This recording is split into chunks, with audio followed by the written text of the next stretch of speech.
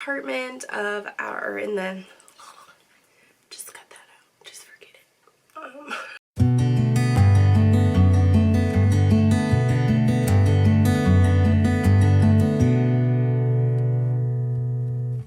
Hey guys, welcome to episode 51 of the Knit Now Swatch Later podcast. My name is Courtney. Today is Wednesday, January 26th, 2022. This is a knitting podcast where I talk about all of my knitting projects as well as crochet, sewing, and whatever else I happen to be getting into in the last couple of weeks. I'm coming to you from Pennsylvania, where I live with my husband and our 2 cats and 2 dogs. You can find me on Ravelry as Pup and on Instagram as Knit Now Swatch Later. We also have a Ravelry group for this podcast, which is in the links down below. And you can also find a link to my shop, which is whiterosefibercompany.com. So I do have a couple of finished objects to show today, none of which are knitting.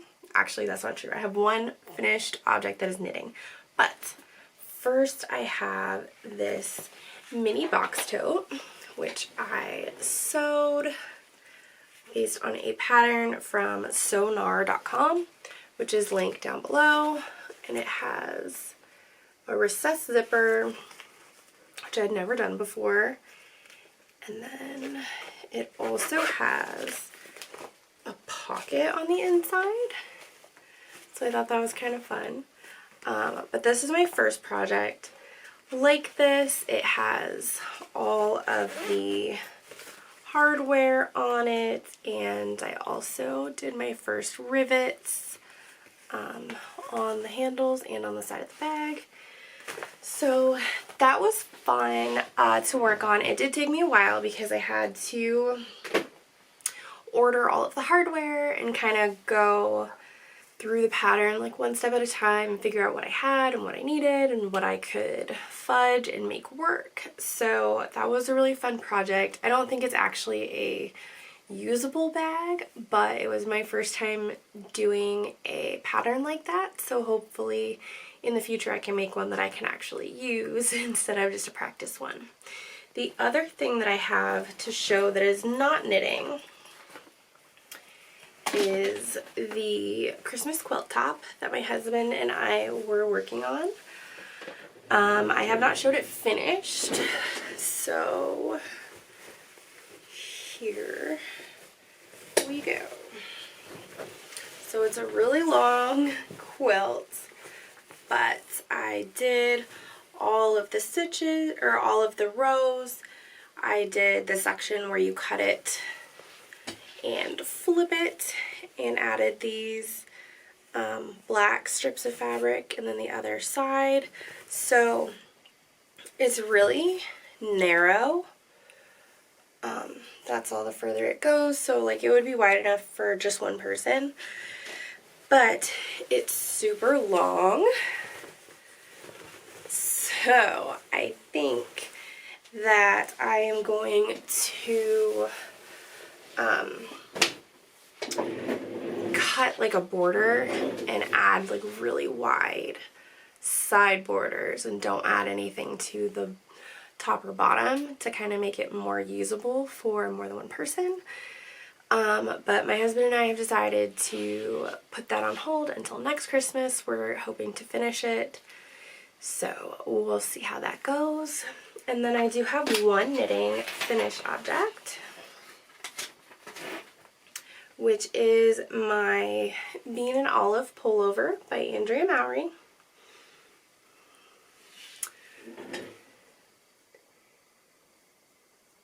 And all of the details for this you can find on my Ravelry page, as always. I believe I used a size 6 needle for the body and size 4 for the ribbing, I think. I don't change my needle size with my color work. I don't have any problems with my color work puckering, so that's not really an issue.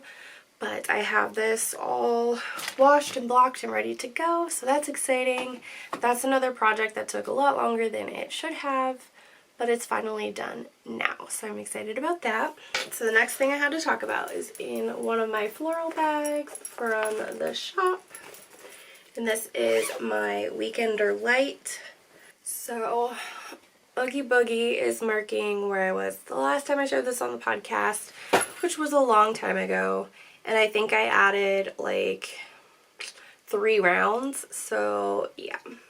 Not a whole lot of progress on this at all, but I'm hoping to start picking it up a little bit more often. However, I did cast on a new project, which is in this bag. And this is my Musselburgh number 2. So if you guys have been here for a little while, you know that I made a Musselburgh for my husband last year, and he really likes it, so now I am knitting one for myself. This is an adult medium that I'm knitting, and I'm just using Magic Loop for now, which is not my favorite method of knitting in the round, but it gets the job done. I might switch to one of my Chagoo shorties so I can just work in a consistent circle instead of having to adjust the needles every round, but I haven't decided yet if that's going to happen, so we shall see. I am using a size 5 Chagoo needle, and the yarn is Cozy Wool Merino in the colorway Burgundy. So here's the tag, and it's by Loops and Threads. I got 2 balls of this from Michael's. They were on sale. So yeah, I am really enjoying this. I feel like it's flying off the needles. I only started it a couple days ago, and I'm already past the increases, so now I just knit straight on for, I think it's like 18¼ inches, and then I can start decreasing, and yeah, I'll have a new hat. So that's pretty exciting. That's pretty much all that I've worked on is this Musselburgh. Like I said in the last episode, I have not felt like knitting or crocheting or anything, so I feel like I made a lot of progress considering that I haven't been wanting to knit. So there's that. But that's it. I haven't touched any other knitting or crocheting or anything like that, so I'm just gonna move into books. The last episode I was talking to you guys about The Lying Game by Ruth Ware. I did not finish that. I put that down for a little bit, started a new book, and then came back to that book, and I still did not care at all about what was happening, so I didn't finish it. A lot of you guys were commenting that reading is for pleasure and I shouldn't be trudging through a book that I'm not enjoying, so I appreciate that, and I took that advice and I quit reading that book, and I picked up Don't Call It a Cult by Berman instead, which was really good. I gave it 3 stars on Goodreads because it was just okay. It was really interesting to read, but it was also kind of scary to think about how easily people can be manipulated. So it was kind of an uncomfortable read, but I gave it 3 stars. I did enjoy it. I did finish it really quickly. And then I started Play Dead by Ted Dekker. Now, if you know me, you know that I read most of Ted Dekker's books as they were coming out when I was growing up, so I have read most of them. His newer stuff I haven't really read, but I'm really excited about this one because I believe it's his newest book, and it'll be the first one I've read in like 10 years or so, so I'm excited to get into it. I'm not that far yet, but I'm really looking forward to getting into that story. And then I don't have any acquisitions, so moving into chat, not really a whole lot going on around here. We have gotten several feet of snow the last couple of weeks.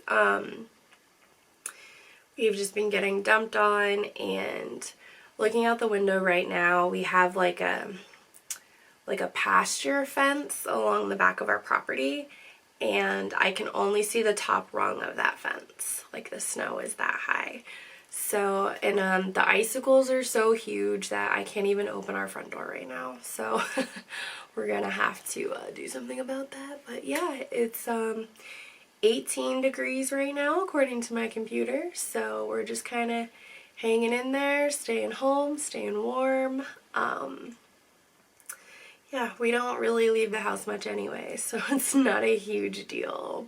But it does seem like it only snows like this when we do have to be somewhere, so that is not super fun. But tonight we are serving in the kids area of our church. We are having 21 days of prayer, and so the parents come to that and they leave their kids with my husband and myself, and we just kind of hang out with them for an hour. So that'll be fun. I'm looking forward to that. And that's something that we really enjoy doing. So other than that, though, I can't really think of anything exciting going on around here.